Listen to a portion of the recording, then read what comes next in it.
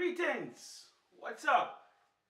Listen, today we're going to talk a little bit about myself and music.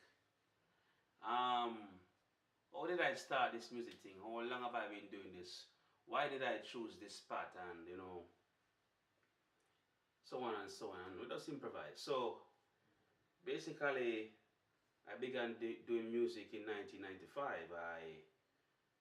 I'm a past student of a school by the name of Jamaica College, and I left that school and I went to a school in the country called Prospect College, where I learned music. That school was a boarding school and semi-military in nature, and once you are a member of that school, you have to be a part of the marching band, unless due to medical reasons you can be exempted. That was how it was at the time, but as for now, I can't really speak to now, because it doesn't seem to me that the strictness and the military cohesion that I was exposed to then is still at play there. But I mean, that's their thing. They're free to do as they wish. Sorry. So I remember when I went to that school, you usually start out on a percussion instrument or a wind instrument. Yeah, and I started out with a B-flat bugle. By January of 1996, I got promoted to the trumpet, and I think in January or simultaneously, I saw a guitar that was idle around the place. So I spoke to the music director of the school, and I said, I would like to learn to play that instrument, and he assisted me. Maybe he thought that I wasn't so serious initially, but initially, because I kept on playing him and all that, he eventually decided that basically he would give me a chance to to learn that. So after that, I started learning the trumpet, and we perform, we go to hotels and all that, marching band, and all that, and and so on and so on, But marching band technique and the techniques that I use in a sitting band are different, because one thing that I learned over time was that they blast the instrument a lot. To give you a little example, one day I remember two past students came to the school. Well, let me not use the two first. Let me speak about one of those persons first. And that person came, and I remember a former captain of the school, because the school is run by officers. So a former captain of that school was what did he work again? He was I can't find the right word to say right now. Oh yes, he was trying out for the bugle, and he was blowing the bugle so hard. And I remember the former military person who may have been the best, was one of maybe two of the best persons who ever passed through that institution on the trumpet. And he said, listen, you guys can't pick up the pieces of bugle, man. You don't see the man burst on the bugle. He was blowing the bugle so hard that the man said that, listen, he's blowing the bugle to pieces. He's blasting the instrument. And I thought it was just very, very funny. I mean, it's not going to be funny to you, because maybe I'm not really communicating it to the best, or in a manner to make you be able to understand that. So, yeah, that was the situation, So he was doing that, and, and I started looking at it from that day. And that was closer to my third year. That from that day I started looking at blowing the instrument differently. From that day I started looking at blowing the instrument differently. So, yeah, that's, yeah, I started looking at it differently. I started to blow a bit, try to blow it softer. I mean, don't get it wrong. Blowing soft becomes irrelevant if you cannot blow loud. So you should be able to moderate both dynamics, right? You should be able to moderate both dynamics and all that. But I just felt that, it was kind of, it was just, crazy. The way we blow the instrument, and all that. So pretty much the instruments were the bass drum, the tenor drum. You have two persons on tenor drum. You have maybe one person on cymbal or so, or two. You know, might have several persons on the bugle. and several persons on the trumpet. So it was a good experience. I learned a lot, and I have to give credit to Mr. Mahal. That was good, man. So um, when I reached my final year, it was suggested to me that I go to that I go and join the military.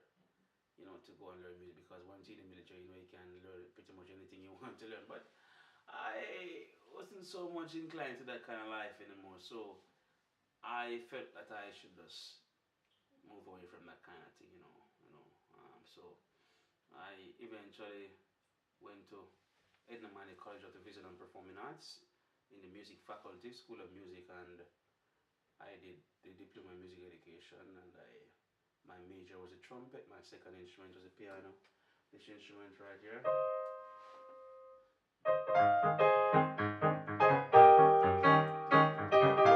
Yeah, whatever. I can't play anything so good with you, so but anyway.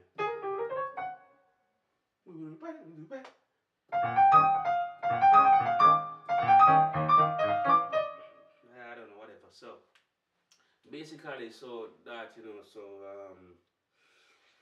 then that was it, and then I was always a fast learner, learn things fast, and I had a knack for music. I remember when I was doing their one of my lecturer who happened to be I think he might still be the current director of studies there. And not to sound my own trumpet, he asked me if I like arranging music, because I guess he could see that was coming out. So um, it's kind of funny. Why am I explaining all this? Because sometimes you just don't know what your destiny is until you start exploring things. And basically,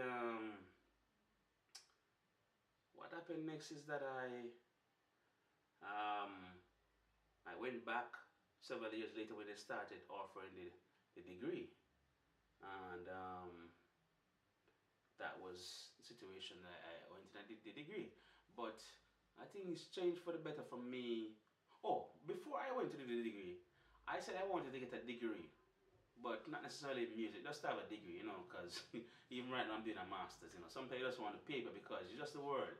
The way the world is, you just do it because the world wants you to have it. So, so I just do it. So basically, but when I went to Case, I went to Case for an interview. I didn't get through because they said that I would have to have geography at CXC level. So, then I went back and I said, what, maybe I should go back and just continue the music thing. So, and then I said, okay, all right. So anyway, I went back to Edna Manley College the second time I did the degree, and I had a great arranging teacher by the name of Miss, what's her name again? Mrs. Wallace?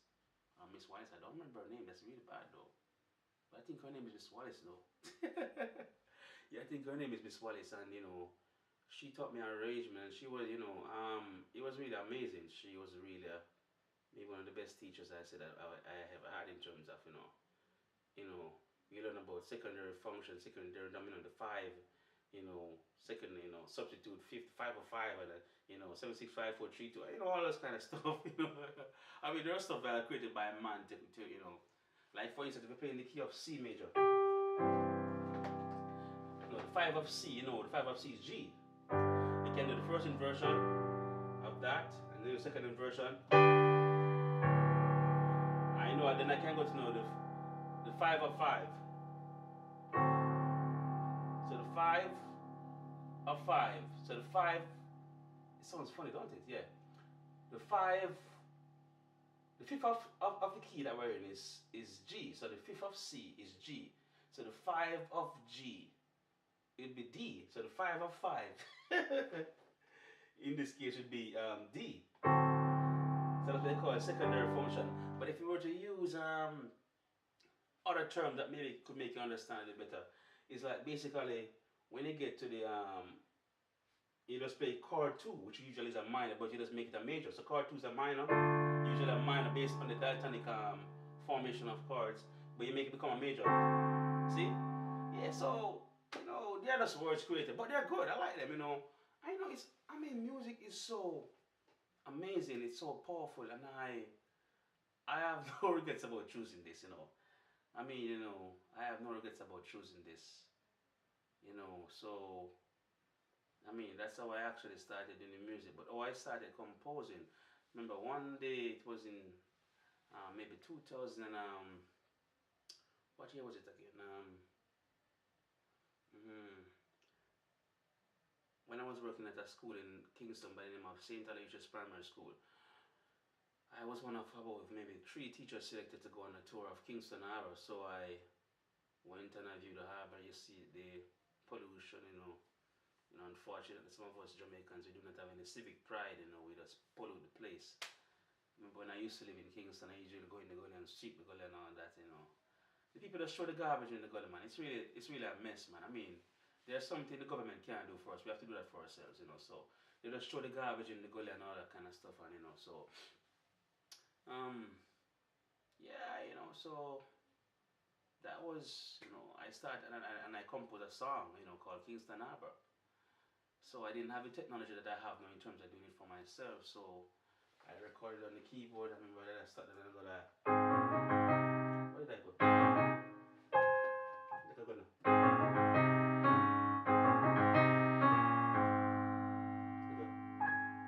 Something like that. Go. I can't. What did I do again? Go.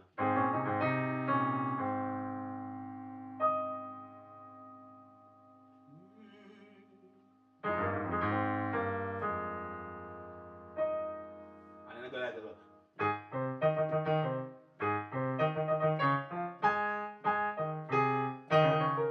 Something like that I did. Long time ago. It's a very simple the progression. 1 4 5, 1 to 4, back to 1 to 5. Yeah, no big deal. Then I say, just make a little song and get the guy and then put it in the bridge. Oh, but that wasn't even the key. Because I think the key was in an A major. Or it started out in A flat and then I modulated to A major. So yeah, right. Yeah, right. So, and the last part is the part that I like the most. It's like I go. It's like I go. Do do do. It's like I go.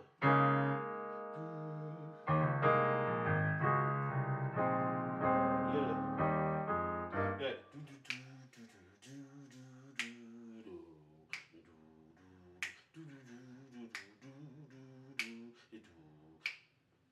yeah, no God. Yeah, so that's how I. And then no, one at a time, no. It's like I was practicing scales, music you do scales.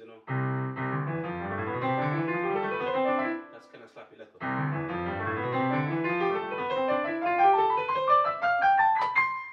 it's like I started, I was doing scales, like I started here something.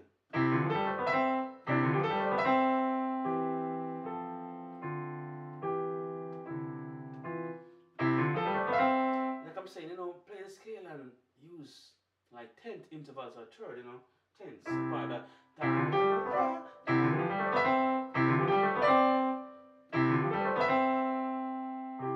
yeah, I started doing that, and then I started saying.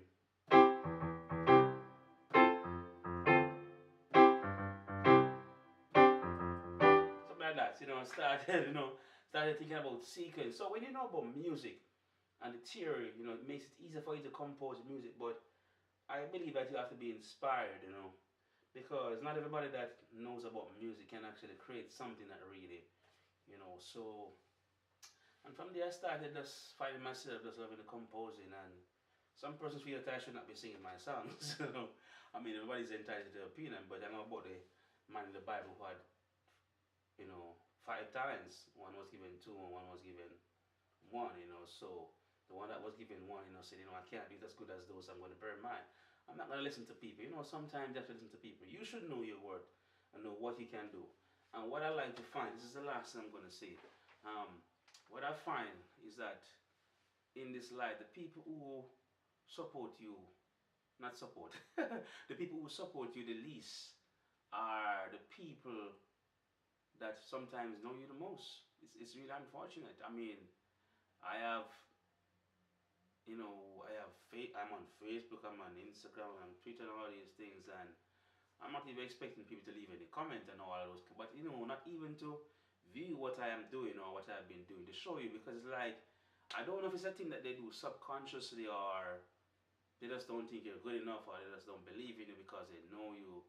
But Jesus alluded to this kind of situation where he spread, I'm not going to be verbatim now, where he said, like, basically he said that a prophet is usually without honor in his own country. So look at even Marcus Garvey. Marcus Garvey, um, was as gets more recognition in overseas than even Jamaica.